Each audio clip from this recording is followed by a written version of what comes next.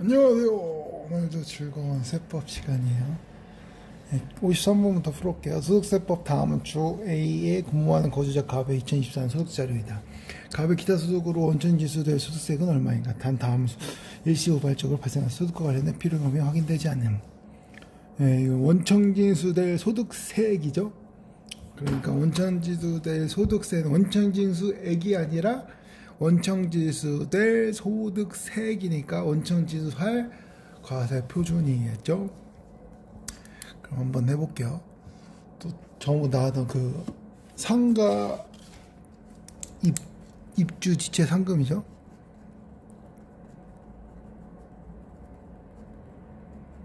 근데 입주 지체 상금은 맞는데 이거 주택이야 상가잖아요.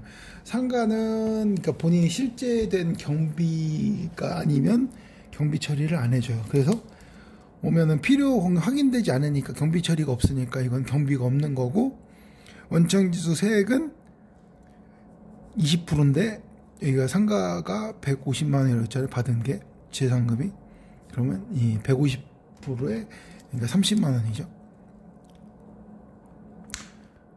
2번 그리고 상표권 대여료. 상표에 대해서 대여를 했던 이런 뭐 상표권이나 뭐 그런 뭐 지식 관련되는 그런 건 대부분은 다 60% 경비를 쳐줘요.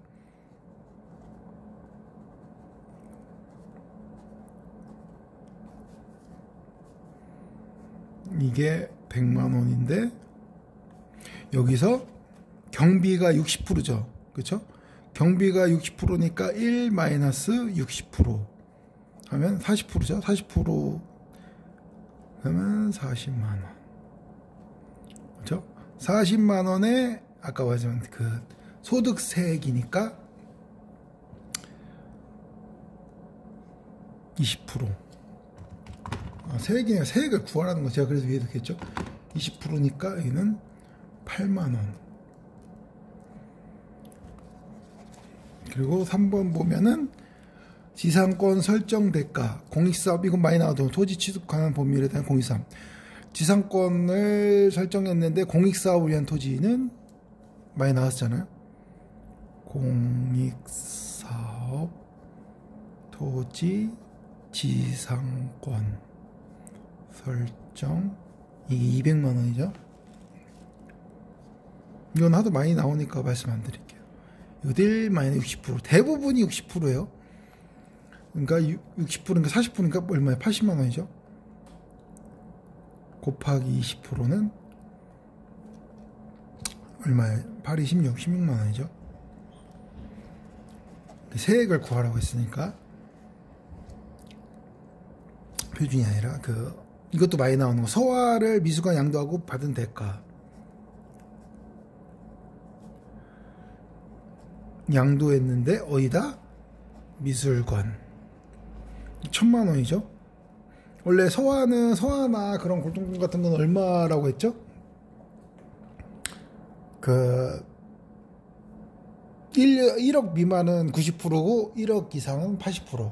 사업소득 아닌 이상.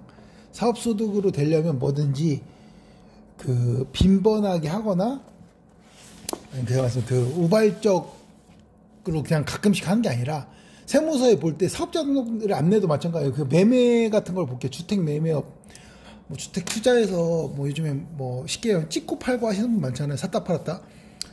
그게 1과세기간으로 해서 한 번 취득하고 2번을 양도한 거나 그런 식으로 보면은 그거는 주택 매매업으로 간주가 될 수 있어요. 사업자 등록 안 내도. 그러면은 이게 쉽게 말해 그렇게 자주 하면은 그 사업자 소득은 경비를 이자 같은 건 쳐줘요. 그러니까 주택 매매업도 제가 뭐 여러 가지 얘기했는데 세상에 돈 벌 게 많아요. 여러 가지 배우다 보면 많은데, 주택 매매업이 공인중개사를 제가 하고 있는 공인중개사는 겸업을 못하게 돼 있어.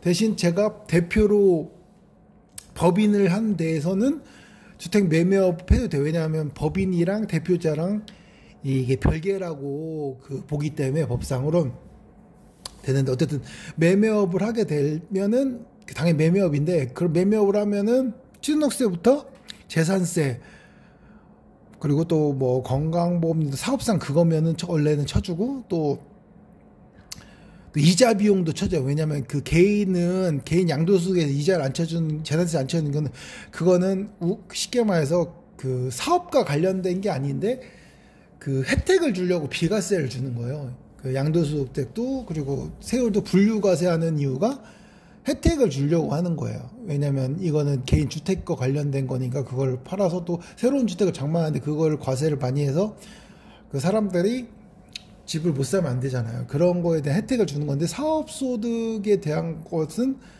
그 비과세는 없는 대신에 장점이 뭐냐면, 그 똑같이 그 조정지역이 되면은, 지금 조정지역이 거의 풀렸는데, 그 중과를 받는 건 맞는데 단기 중과 세율이 있죠. 뭐 1년 안에 팔면 77%, 1년 이상에서 2년 미만은 몇 프로예요? 66%잖아요. 분양권은 그 잔금 치를 때까지 66%죠. 그런 게 있는데, 분양권은 아닌데 주택에 대해서 단기 세율에 대해서는 부동산 매매업자는 중과가 안 돼요. 그래서 경매로 낙찰을 받은 다음에 이 부동산은 변화가 되게 심하잖아요. 주택 주식처럼 선행으로 많이 반영되는 게 아니기 때문에, 오늘도 원래 우크라이나 관련하면은 우크라이나 관련주가 오른 것도 있지만 않은데, HMM이라고 그 선박주는 요즘에 오늘 많이 올랐는데, 원래 우크라이나 관련주는 이상하게 미국 주식이 저번에 떨어졌다 보니까 반도체주나 그런 게 떨어졌는데, 그러니까 이게 변동이 되게 심하잖아요, 시장을 보려서. 그래서 주식 같은 건 사람들이 보면은 단기로 생각해서 치고 빠져야 되는데, 그렇게 하면은 잠깐은 볼 수 있는데 이게 장기적으로 보면 피해가 많기 때문에 분석을 해서 부동산처럼 그 분석을 해서 장기로 봐야지, 주식도 좀 단기로 너무 생각하면 안 되고요. 어쨌든 그런 얘기를 하는 게 아니라, 어쨌든 부동산 매매업이라는 게 있어서 경매받아서 변동이 심하기 때문에 바로 매매를 할 수가 있어요. 그래도 세율이 기본 세율이 나요. 대신 사업소득이니까 팔대소득과 합산해서 종합과세를 하겠죠. 근데 개인이 하면은 쉽게 말해서 원래는 분류과세라고 해서 그것만 따로 해서 종합과세가 안 되는데, 만약에 다른 근로소득이 있어서 나는 사업소득 변경이 돼서 세무관청에 보게 되면 합산되니까 그게 크겠죠. 장단점이 있어요. 왜냐하면 종합소득이 다른 소득이 없으면 기본공제가 많이 되잖아요. 그렇죠? 다른 소득 없는 사람들이 하면 기본공제 되니까 이득이 될 수 있으니까 여러 가지 사유가 있는데, 그러면 본인에 맞는 세테크를 많이 해야 돼. 그래서 배우면 참 좋은 게 많아요. 근데 어쨌든 그런 걸 말씀드리는 것보다는, 어때 서화의 양도인데, 이거는 여기서는 보면은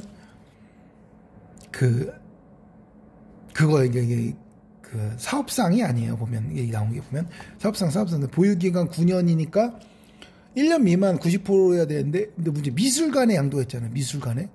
미술관의 양도를 하면 그런 게 있어요. 이게 여기는 안 나오는데 6천만 원 이상이 돼야지 양도되는 게 있어요. 세상 양도는 그 미만은 비과세 되는 게 있는데, 보면은 국내에 생존에 있는 그 화가 그거나 100년 미만의 골동품, 그런 것들은 그 6천만 원 이하는 과세를 안 해요. 과세를.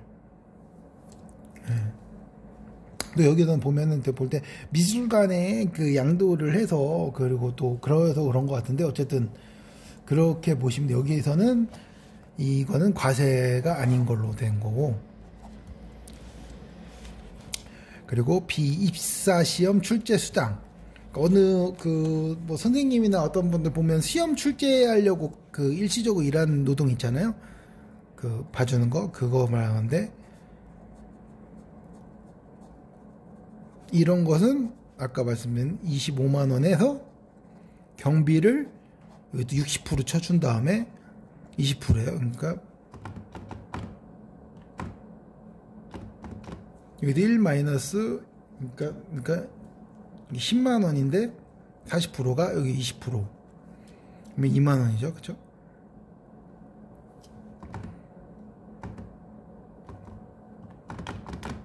네. 그리고 복권 당첨금은 이것도 복권이 당첨될 확률이 저희도 있잖아요. 그러면 구입 금액만큼만 공제. 왜냐면 이런 거는 약간 사행성이라고 그러는데 약간 좀 경비를 덜 쳐주죠. 왜냐면 복권 당첨금, 그러니까 본인이 복권을 긁을 만큼, 그러니까 구입 금액만큼, 다른 복권을 여러 개 긁었다고 제가 볼 때 되는 건 아니고, 그 본인이 쉽게 말해서 긁어서 된 복권만. 그래서 구입 금액까지 나오죠. 5,000원. 그러면 이게 복권 당첨이 295만 5천원에 친절하게 5,000원까지 다 있잖아요. 빼주라고. 경비가 복권 금액인 5,000원만 되는 거예요. 그러면 295, 네. 그죠? 5만원에서 20%. 이게 세액을 구하라는 거예요. 원천징수 세액. 복권 되는 게 좋겠죠, 요즘엔? 네. 그래서 59만원. 그리고 배임수재로 받은 금품. 이게 뭐냐면 배임수재. 제가 형법도 좀 배웠어요. 근데 배임수재라는 건 배임. 그러니까 자기가 맡은 일에 배신을 해서 뇌물 같은 걸 받았다는 거예요. 그 배임, 그 쉽게 말해서 그 어떤 그 사무를 맡은 사람이 공무원이면 내임수재가 되고 개인의 사기업 그런 데는 배임, 이 일을 해서 배신을 때린 다음에 돈을 받았다 이거예요. 그렇죠? 그런 거잖아요. 약간 이번에 그 삼성전자 그 일하는 사람, 뭐 이사 같은 사람들이 그 거기 기술 뺏어가지고 뭐 중국이나 다른 나라에 넘기고 그런 거 있죠. 그런 것도 약간 배임 수재랑 비슷한 거. 자기 맡은 일인데 그거를 배신해가지고 뇌물 받고 넘긴 거잖아요. 그런 거라고 보시면 돼요. 이거는 그 배신하고 돈 받는데 그거 가지고 원천징수 할 수는 없잖아요. 이거는 단일 수재율 세율이 되게 세요. 대신 기타 소득인데 예, 이거는 어쨌든 그 원천징수 아니에요. 얘기하면서 하면 재밌죠. 이게 원천징수 대상 아니에요. 이걸 다 합하라는 거예요. 그러니까 세액을 구하라는 거예요. 보니까 30만원, 8만원.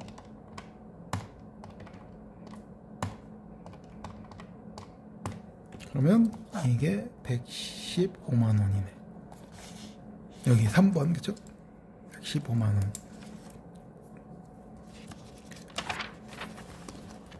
어, 54번 아니야. 다음은 거주자 갑 62세 2024 수령한 국민연금 연금계좌에 대한 자료. 소득세법상 갑의 2024 종합과세가 흉연금금은 단 갑의 종합과세와 분리과세 중 선택할 수 있는 경우에는 종합과세를 선택한 것으로 가정함. 2024년, 그러니까 쉽게 말해서 이거 되게 좋은 문제인데, 국민연금을 불입하는 분들 많잖아요. 저도 국민연금 불입한 지, 제가 사업한 지 좀, 뭐, 나이도 이제 좀 찼지만, 그, 사업한 지가 이제, 근데 보니 국민연금 불입일을 보니까 2011년도니까 이제 13년 정도 됐잖아요. 13년 정도 됐는데, 그 불입한 거는 사업을 하면 당연히 불입하게 돼 있고, 근데 제가 또 이렇게 번외 얘기를 계속 하는데, 아니 국민연금을 사업하는 젊은 분들이 뭐 나중에 뭐 뉴스 보고서 불입을 안 하는 사람이 있더라고요. 이게 젊었을 때 하는 게 좋은 게, 그게 되게 쉽게 복리 효과가 엄청 커요. 쉽게 말해서 옛날엔 또 금리도 세잖아요. 그렇죠? 금리 센데 이게 복리로 이게 계속 쌓이면 그만큼 그 복리 효과로 돼서 그게 몇 배, 뭐 이자가 쓸 때는 뭐 10배가 될 수, 그렇게 그 금액이 커지는데, 그거를 바보같이 바보라고 하지만 그 젊은 분들 보면 불입을 안 하더라고요. 그게 얼마나 좋은 걸 알려드리면, 저희 그 부모님이, 어머니가 제가 20살 때인가, 옛날엔 보험이 되게 좋았거든요. 20살 때 보니까 는 금액이 1,000만 원도 안 되는 것 같은데, 옛날 보험인데, 그 종신연금으로 저 50살, 60살부터 50만 원으로 평생 나오는 거예요. 그게 1,000만 원이나 넣나? 제가 그 국민연금 보면 연금 나와요. 수령 그게 사적연금이죠. 그 사적연금은 그게 보면 원천징수 보면은 4%밖에 안 돼요. 4%. 세금 쉽게 말해 받은 거에 4%밖에 안 된다고. 4%. 어쨌든 그것도 그렇게 적은데, 문제는 그 종신연금, 근데 50만 원 60살 때 평생 나오는 거야. 이게 나이가 금방 먹는다니까, 생각한 것보다. 이게 복리 효과가 부동산 투자만큼 되게 혜택이 좋다. 부동산도 제가 언제 투자하는 것도 제가 재밌게 설명을 해드릴 건데, 그것도 약간 회계적 분석이랑 매치가 돼요. 약간 그런 게 있어요. 되게 재밌어요. 어쨌든 이 연금은 꼭 넣으시는 게 좋다. 그리고 사적연금 있잖아요. 근데 국민연금은 어디에서 공제가 된다? 보면은 소득공제에서 되죠. 소득공제, 세액공제가 아니라 이게 보면 특별 소득공제 부분에 공제를 해줘요. 근로자들은 반반을 또 거기서 내주죠. 그 회사에서. 그러니까 본인이 낸 거에 사업자들은 특별소득공제에서 공제를 해주는 거예요. 그리고 사적연금이 있잖아요. 이제 그 국민연금, 사적연금은 그 세액공제에서 공제를 해주고 여러 가지 있잖아요. 여러 가지. 그러니까 그런 거에 대해서 그 종합과세되는 총연금액이니까 원래는 종합과세된다는 8대 합산돼서 과세된다는 건데 또 이 국민연금 여기 보면 공제를 한 것만 되는 거예요. 공제를 안 받으면 또 과세를 안 하니까 그렇고 또 기준일이 있는데 여기 계산을 하면서 하는데 그런 걸 구하는 거예요. 그 쉽게 말해서 연금액이고 그러니까 쉽게 말해서 어느 정도까지는 연금액이고 나머지는 연금액이 아닌 거 그걸 구하라는 건데 우선은 국민연금부터 보면 국민연금이 뭐예요? 공적연금이죠. 공적연금은 세액공제 아니라 소득공제를 하면서 소득공제를 세액공제 장단점이 대신 국민연금은 전체에 불입한 거 전체에 대해서 소득공제를 해주잖아요. 근데 세액공제는 거기서 그 어떤 상황의 소득에 따라서 세액공제율이 틀려요. 15%뭐 그런 거 있는데 어쨌든 이 공적연금인데 연금 수령액이 2024년도에 3천만 원이 있어요. 그리고 이 문제가 제가 보니까 약간 이게 내용이 그 기출문제를 보면 기출문제는 이게 2017년도 건데 그때는 2017년도에 수령했다고 하고서 그 보면은 여기서 좀 틀린 게 가입일이 이게 2027년도고 수령시한이 2017년도로 돼 있어요. 근데 여기서 여기에 또 제가 볼 때는 약간 틀린 게 답은 맞아요. 근데 이분들도 잘하려고 했겠죠. 답은 맞는데 이 가입일이 2019년도거나 아니면 나이가 55세부터 그러니까 이 답이 틀린 거야. 답이. 왜냐하면 이 가입일이 2019로 하든지 아니면 나이가 이게 국민연금 그 연금이 55세부터 만 55세부터 시작되게 돼 있어요. 55세. 그때부터 연금을 받을 수 있게 돼 있어요. 다른 소득이든 뭐든. 왜냐하면은 사람들이 나태하지 않게 하려고. 왜냐하면 돈을 주면은 이게 나태하잖아요. 이게 돈도 하늘이 주는 건데 그러니까 젊을 때 하늘에서 고생을 시키면 그러니까 되게 젊을 때나 그러니까 40대쯤까지 40 초반까지가 괜찮겠죠. 그때 엄청나게 젊었을 때 하늘에서 고생을 많이 주면은 나이 먹어서 좋은 거예요. 그러니까 젊었을 때 고생 사서도 안 따잖아요. 왜냐면 그게 좋은 거야. 왜냐면은 그렇게 안 하면 노력을 안 하거든. 제가 뭐 그런 얘기 할 건 어쨌든 만 55세부터 연금을 받게 돼 있어요. 받게 돼 있는데 이게 어떤 구조냐면 연금을 받으신 게 만 65세 이렇게 해가 10년간을 공적연금은 이렇게 해가지고 사적연금 해가지고 그 연금을 55세 때는 조금 받게 하고 이렇게 하고 나중에 만 60이 되면은 연금을 많이 전체적으로 수령해도 그거 연금으로 소득을 보는데 그러니까 어쨌든 그런 게 있어요.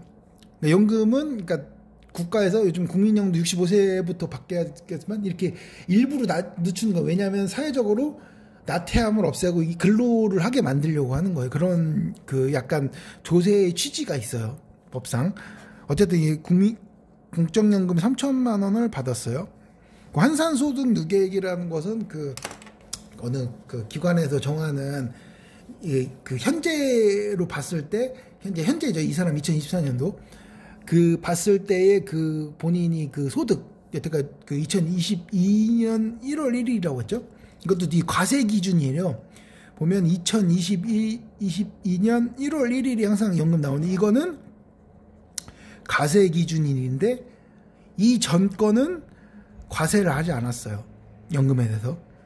공적연금 하는 거 과세 그러니까 비과세겠죠. 과세 안 했는데 이 이후부터 과세를 한 거예요. 이게 그 이전 거는 과세를 안 했으니까 비과세고 또 여기 보시면은 소득공제 받지 않은 금액이 300만 원이라고 했잖아요. 그러니까 소득공제를 안 받거나 세액공제를 안 받은 거에 대해서는 과세를 하지 않아요. 왜냐하면 그만큼 혜택을 안 썼으니까. 그거를 얘기하는 거예요. 그래서 공식이 보면은 3천만 원을 이번 연도에 공적연금을 받았는데 곱하기 그 여기에서 납입가 우계액이라고 하잖아요. 그 소득 비례해서 이렇게 하는데 아까 보면 전체 소득이 4억 5천에서 이게 보시면 나액 기간 이후니까 이때부터 과세를 한 거예요. 그리고 그 이전에는 9억. 이 사람이 현재 가치로 벌어들인 금액이라는 거예요. 이게 여기서 과세 기준 금액 있죠. 2022년 1월 1일부터 4억 5천 이만큼만 이 금액에서 과세를 하겠다 이거. 그리고 이 곱한 금액이 아까 말씀하신 뭐였어요? 이거 300만 원 소득공제 받지 않은 300만 원을 또 여기서 빼서 과세를 하겠다. 이게 나머지는 공적연금 비과세니까 좋은 거예요. 과세를 기여하지 않고 아까 이거는 그 아까 말씀드린 이거는 그 소득공제 안 받았으니까 과세하지 않겠다는 거고 여태까지 이후에 는 금액이 6천만 원인데 6천만 원에 대해서 과세 기준일 이후부터 는 거에 대해서만 과세를 하겠다는 거예요. 그래서 이게 450 계산을 해보면 이게 0.3333%예요. 네. 33%인데 3천만 원에 그러면 이게 3천만 원이죠.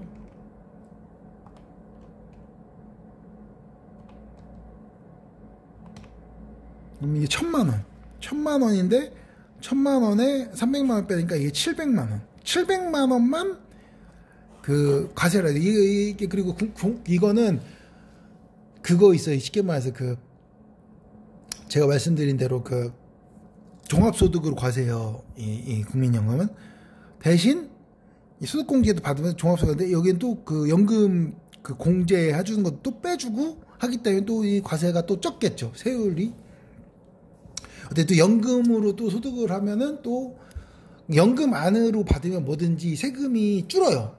그래서 이거를 그 연금 소득을 나머지는 연금 소득이 아니라는 거예요. 이거는 어떤 연금 소득이고 무조건 사적연금이 중요해요. 사적연금.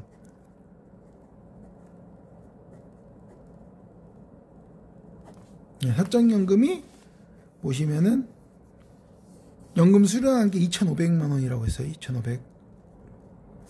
그리고 개시일인 연금 평가액이 5천만 원. 그러니까 연금 계좌 평가액이라는 것은 그러니까 제가 회계 시간에 했지만 막 그 회사 급여로 그 사람이 한 거는 채무가 회사의 채무가 돼. 왜냐면 나중에 연금 그 퇴직금을 줄 거니까.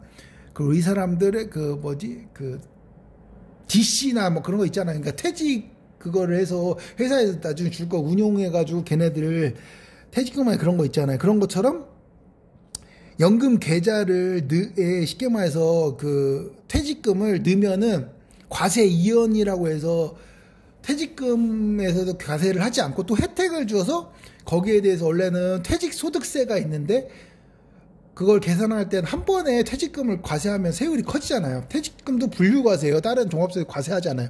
분류과세라는 것은 종합 8대 소득 중에서 합산되지 않고 따로 분류해서 과세한다는 거예요. 분류.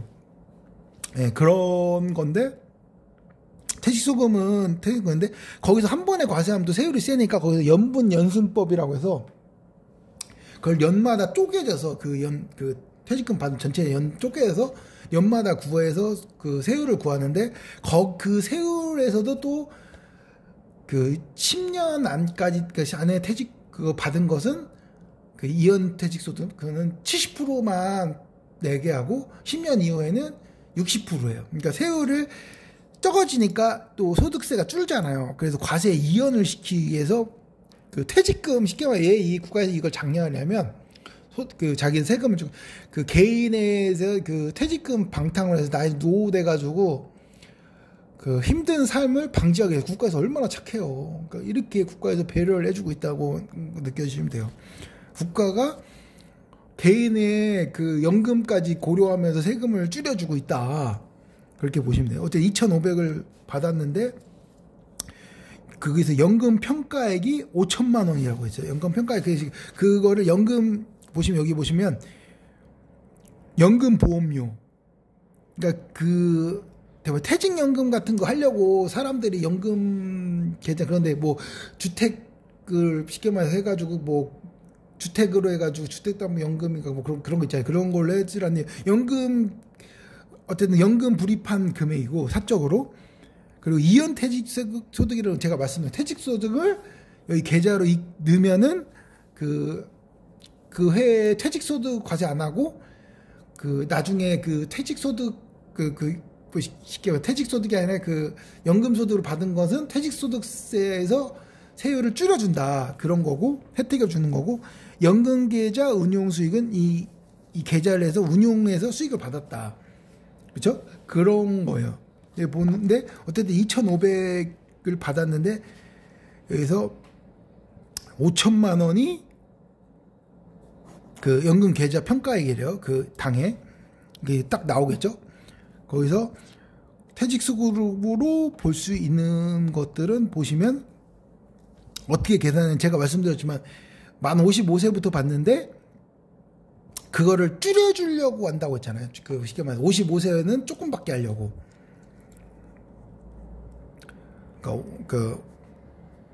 이거를 어떻게 계산하면 그래서 11분의 그러니까 제가 말해 이게 이 답으로 보면은 여기서 약간 틀린 게 있는데 이 사람도 이게 기출문제를 정정하려고 한 거예요. 이게 정답으로 해서 여기 정답지에 나온대요. 이렇게 6년 해가지고 네, 여기서 120%를 한 게 쉽게 말해서 그거예요.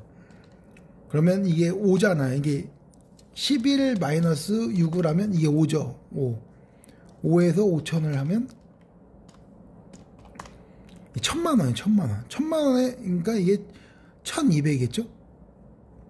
이것만큼만 사적 연금소득으로 보겠다는 거예요. 이 계좌 수익에 쉽게 말하면 2,500을 받은 거에서 2,500을 받은 거에서 근데 2,500에서 계산하는 게 아니라 계좌 연금 계좌에 넣은 금액 이게 크면 클수록 연금소득을 평가해 주는 게 많겠죠. 이게 만 65세 넘으면은 다 해주는 거예요. 이게 연금 받는 거에 대해서 다 연금소득으로 보는데 이거는 아까 말씀드렸지만 젊을 때는 연금을 조금 받으라 국가에서 보호해주는 장치라고 보시면 돼요.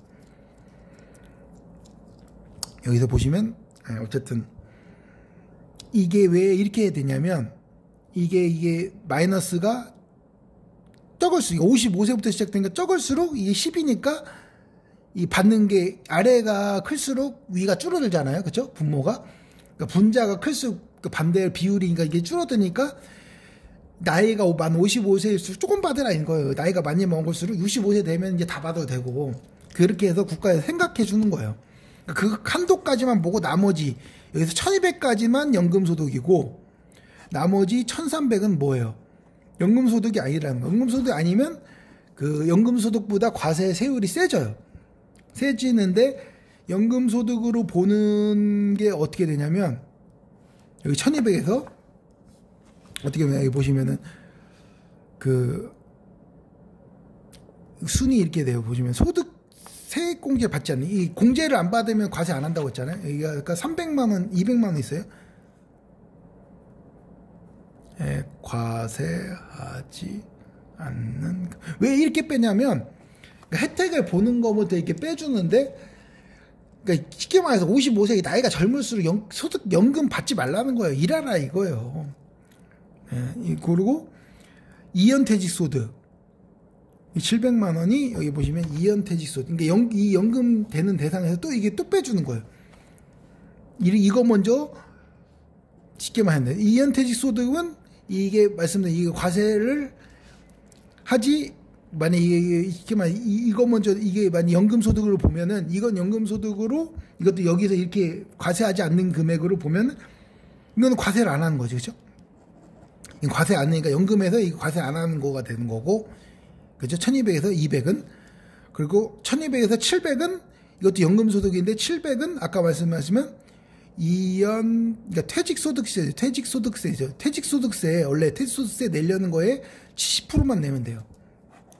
70%만 내니까 30%를 줄인 거예요. 10년 동안 하시면 그 이유는 60%인데 어쨌든 30%를 또 그 연금소득이라고 또 줄여주는 거예요. 원래 내 소득세금에서. 그 나머지 그럼 900이잖아요. 300만 원. 300만 원만 이게 종합과세 될 정도예요. 종합과세에 대해서 아까 말씀하신 이거 700이죠. 700이랑 300 이게 종합과세 될 이렇게 금액이 이렇게 이렇게만 이게 종합과세 되고 이 1000만 원 나머지는 그 종합과세 그가 아니라 잠시만요. 종합과세가 아니라 이게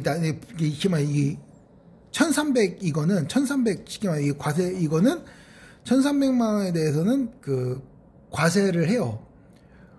과세를 하는데 이거 같은 경우는 그렇게 하는 거죠. 어떻게 하면 이거 같은 아까 말 1300에 이것도 분류가 있을 거 아니에요. 이거는 그 기타 소득으로 해서 다 분류과세 하는데 분류과세도 여기 보시면은 이거 이렇게 이거 먼저 뺐으니까 이거 먼저 뺐으니까 아까 수령했으니까 2,500이잖아요. 그 평가액 중에서 이 나머지 그는 어떤 거겠어요? 보면 나입한 보험료잖아요. 보험료 같은 게 이거는 연금소득이 아니라 기타 과세로 이게 16.5%일 거예요. 지방소득 합해서 이걸로 과세해요. 왜냐하면은 이거 나갔고 이거 나갔고 그렇죠? 이 나머지는 그 연금 운용 수익이나 연금 보험료 거 아니에요. 네, 그래서 어쨌든 그렇게 보시면 되고 어쨌든 이런 식으로 해서 이 1000만 원에서 2번인데 여기서 문제가 잠시만요. 문제가 이게 틀린 게 왜냐면 이게 제가 봤을 때 기출문제집이 여기 답은 1200으로 돼 있는데 기출문제집에서 보면은 여기 보면 답이 1000만 원이 2번인데 보시면 얘도 그렇게 써 있어요. 55세가 넘었다. 2019년부터 가산세 1년 차가 돼야 6년이잖아요. 근데 이게 되게 웃긴 게 제가 이 기출문제 보고 세무사 2017년도 시험은 이게 가입일이 2007년인가 그래요. 7년에 가입해서 2013년도 3월 1일 전에 가입했으면 특례로 6년 차부터 시작되고 6년 차부터 시작되는 게 있어요. 그 가입이 원래 그 55세부터 해도 그 전에 불입한 게 뭐 그 5년 10년 그 조건을 뭐 채웠다고 해서 그렇게 하는 게 있고 또 특례가 또 연도에서 보면 그때는 2017년도였는데 보시면은 24년도에서 만 62세잖아요. 62세에서 만 55세가 되면 이게 7년이에요. 이게 나이가 안 맞아요. 안 맞는데 이게 제가 볼 때는 그런 거예요. 이게 2023년도가 이게 기출문제집 작년 거를 하다가 이게 좀 실수한 부분이 있어요. 그래서 2023년도 작년 거 기출문제를 거의 쓰다가 이 연도를 틀린 거야. 그래서 이게 이거대로 하면 원래는 7년을 해야 돼요. 여기 보시면 7년 차.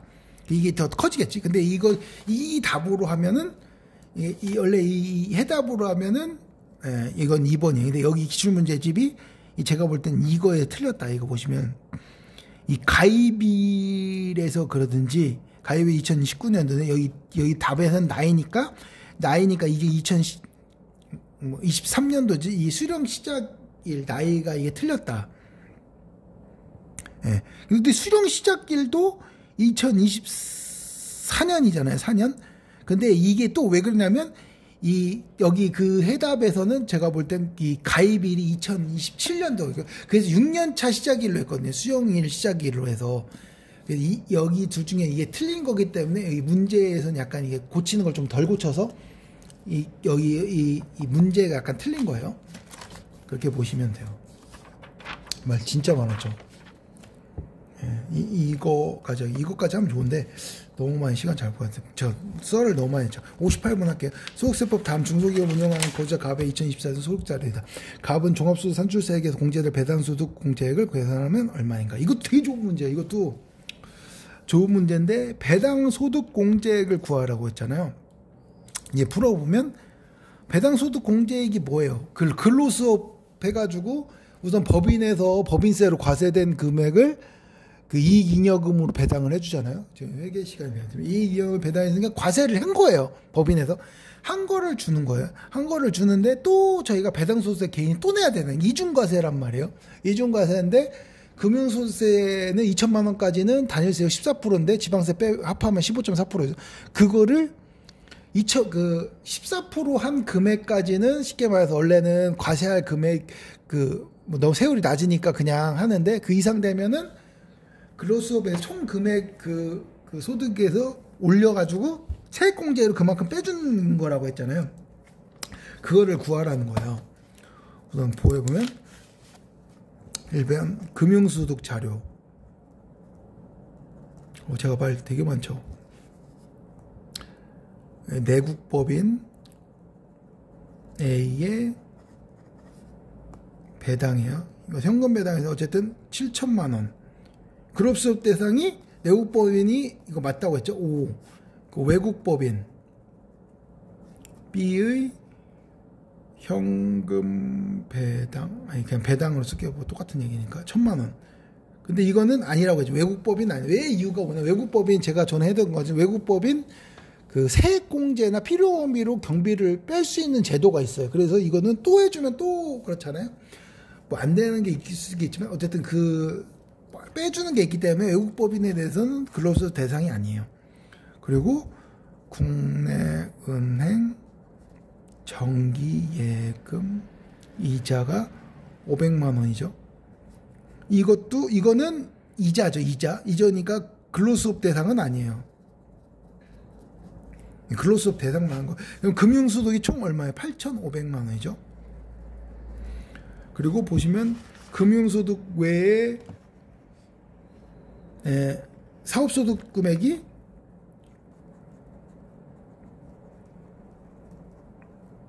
얼마 있어요? 2,785만 원 있죠. 그 종합소득공제액이 공제가 2천만 원이에요. 종합소득공제요. 소득공제액이 2천만 원이라는 거예요. 그리고 세율이 나오고 하는데 여기서 이거를 합해서 구하라는 거예요. 근데 이런 분들 꽤 많아요. 그러니까 나이가 드실수록 사업소득은 그냥 서서히 부동산도 보시면 그냥 중개를 하시는데 그냥 천천히 편하게만 용돈벌이 하시고 그분 여태까지 살아오셨으니까 그 금융자산이나 부동산 월세를 받으셔서 생활하시는 분 있잖아요. 월세는 여기에 뭐 깨지진 않지만 월세도 약간 그 세율이 그 14% 그런 게 있잖아요. 월세도 그런 게 있듯이 이것도 금융소득에 대해서는 이게 근로수업 대상 아니고 금융소득에 대해서는 14% 단일세율을 때려. 그러니까 이자나 배당에 대해서는 뭐 근로수업 대상 아니고. 그리고 사업소득에 대해서는 종합소득을 하는데 나머지 그 14% 2천만 원 넘는 것도 종합과세겠죠. 그리고 이게 쉽게 말해서 그 종합소득 공제액이라는 거예요. 이게 뭐 여러 가지 안 나왔지만 여기서 근로수업 대상 아까 말씀드린 그 세액공제할 부분을 구하라는 거잖아요. 우선 종합소득이 어떻게 계산이 되냐면 아까 말씀드렸지만 우선 근로수업 대상이 아까 그 금융소득이 8,500이에요. 아니요. 8,500이 금융소득 대상인데 여기서 2천만 원까지만 여기죠. 2천만 원까지만 이게 금융소득의 14% 단일세율 때이고 나머지 그럼 6,500이잖아요. 2천만 원까지만 단일세고 6,500에 대해서는 그 종합과세를 하는데 여기 보시면 배당소득 7천만 근로수업 대상이니까 6,500보다 2천만 원에서 그러니까 6,500이니까 그 근로수업 될 게 6,500에 이거만큼이니까 이 정도면 10%겠죠, 그렇죠? 왜냐하면 이게 7천 딱 나오잖아요. 그러니까 좀 쉽게 하는 거예요. 2천만 원보다는 커야 돼요. 큰 거.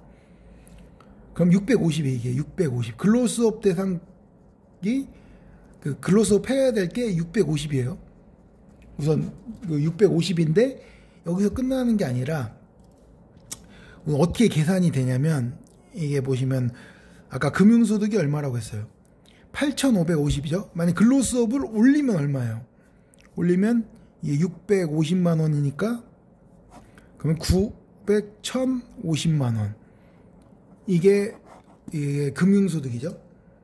그렇죠? 금융소득이에요. 금융소득이 이만큼이고 아까 공제를 한 금액이 얼마예요? 이 사업소득에서 2,785만 원에서 2천만 원 종합소득 공제를 하면은 이게 785만 원. 네. 이렇게 해가지고 하면은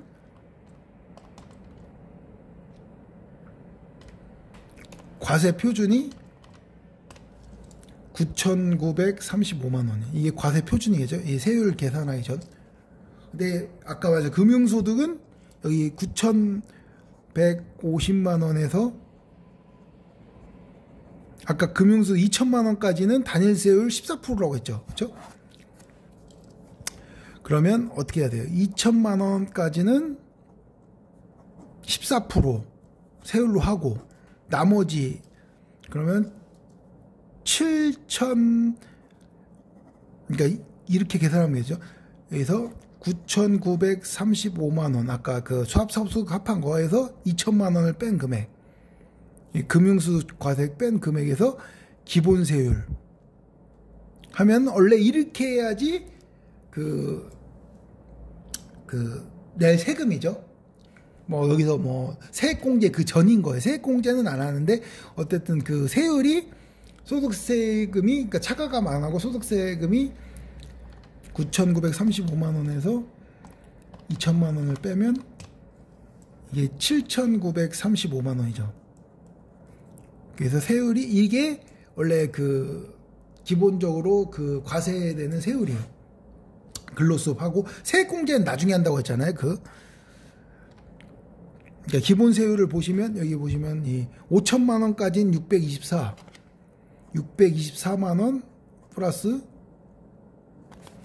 5천만 원 초과에서는 24%라고 했죠. 이게 세율 고합이니까 이게 누진세죠. 이게 한계 세율이라고 해서 이 구간의 세율이에요. 5천만 원까지는 세금 624인데 그 나머지는 24%가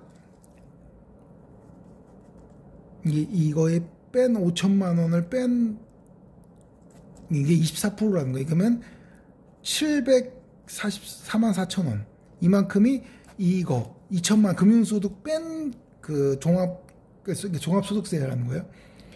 그러면 624만 원에 7044를 더하면 이게 1328만 4천 원. 이 쉽게 말해 금융소득 빼고가 그리고 2천만 원까지는 단일세율 14% 해준다고 했죠. 그러면 280만 원 더하기 1324만 원 1384 더하기 280 하면은 이게 1600,084 이게 종합소득세 낼 금액이에요. 원래 여기서 아까 근로수업을 막 650 빼고 하면 좋겠죠. 근데 문제가 있어요. 원래 그 원천징수 세율이나 그 이자를 하면 원천징수 세율을 부르라고 14%. 14%. 근데 지금 계산하는 거는 그 10%또 붙는 지방소득세 제외한 거예요. 여기는 소득세니까. 근데 어쨌든 14%잖아요. 그러니까 여기 전체에 이 아까 금융소득 있죠, 이거. 이거에서는 14%는 받아야겠다 이거예요. 14%는. 그러니까 이 최소한 14%는 받아야지.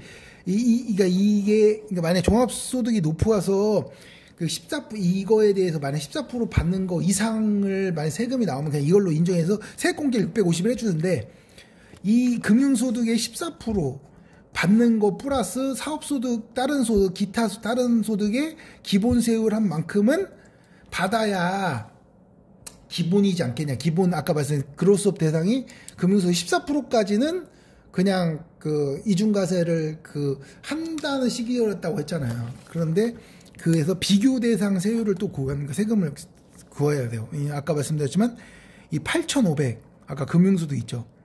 예, 이거는 14%는 받아야 돼 원래 받아야 된다. 그 플러스 아까 말씀하신 사업소득까지 합해서 9천 소득 종합소득 해가지고 공제 빼가지고 9,935만 원이죠. 아까 금융소득 있죠 이거 9,150 이거 빼면은 아까 이거 나와요. 이거 650 아니에요. 사업소득 이거 785만 원. 이렇게 하면 이게 785만 원에 아까 기본 세율 이게 1400까지는 6%예요. 세율이 적죠. 1400 그러니까 758만 원에 죄송해요. 말이 꼬여서 6%면 45만 4,800원이에요.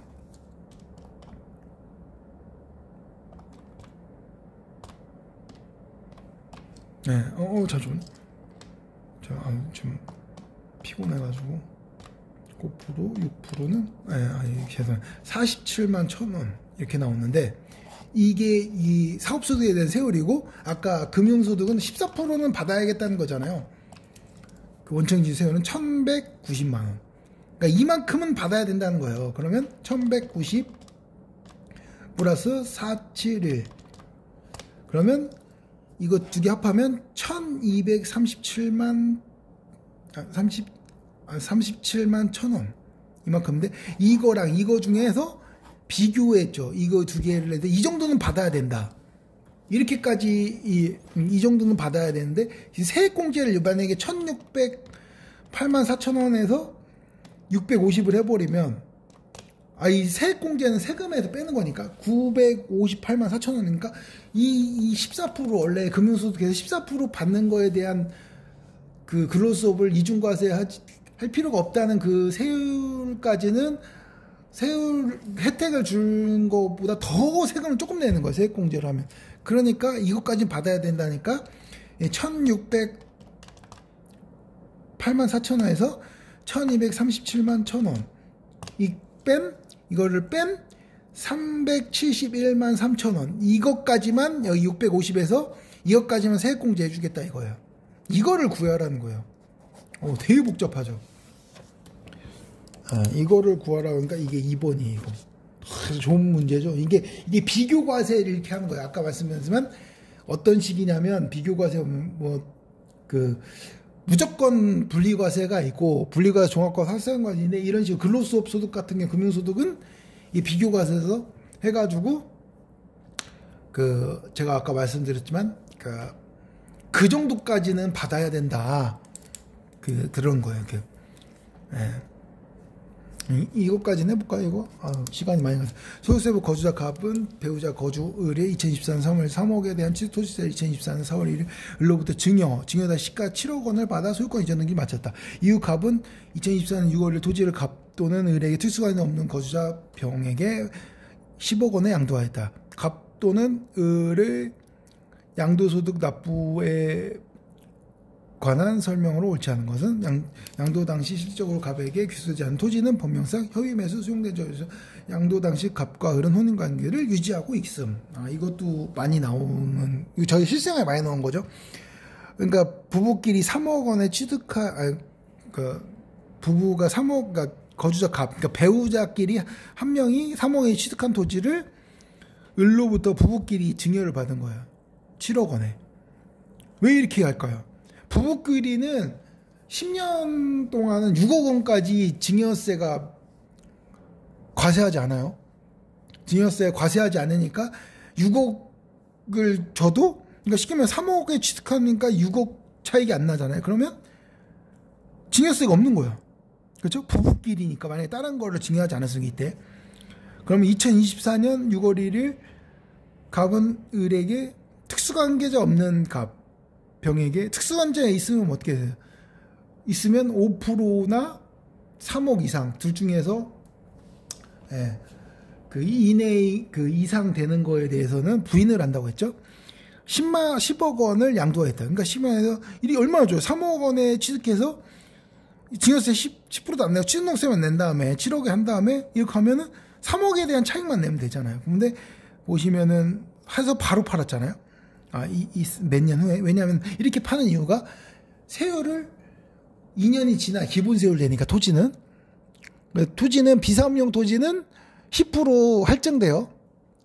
그런 게 있는데 어쨌든 세율을 적게 하려고 2년 후에 팔았다는 건데 그러니까 7억 원까지 취득세만 내고 또 이렇게 양도세가 이 4억에 대한 차이에 줄 거 아니에요. 이렇게 많이 했어요.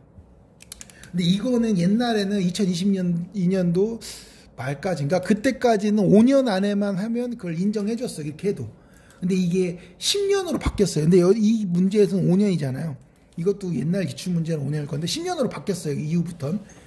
바뀌었는데 어쨌든 5년 안에 그러니까 팔았잖아요. 또 10년 안에 팔았잖아요. 팔았기 때문에 이거는 이 3억에 대한 차이에 대해서만 세금을 내는 게 아니라 이 배우자 거죠. 이거는 이 부인을 하는 거예요. 이 사람이 아니라 세금 아끼려고 이 사람이 이 갑이 병에게 직접 양도한 걸 봐요. 이렇게 안 하려면 지금 10년이 지나야 돼. 10년이 징역 받고 나서 양도를 아니면 혼인관계가 해소되거나 가짜 혼인관계 해소는 아니면 혼인관계가 해소되거나 그렇게 아닌 이상 그렇게 해야 되는데 그렇게 보면 이거에 대해서 설명하는 거 토지 차익 양도가 공제할 취득가액은 7억이죠.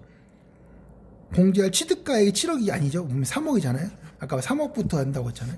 부인을 한다고. 토지 양도의 계산 취득 시기는 2023년 3월 이거죠. 3월 1일. 아까 말씀드린 이걸 부인하고 이 사람이 판단을 받는다고 했죠.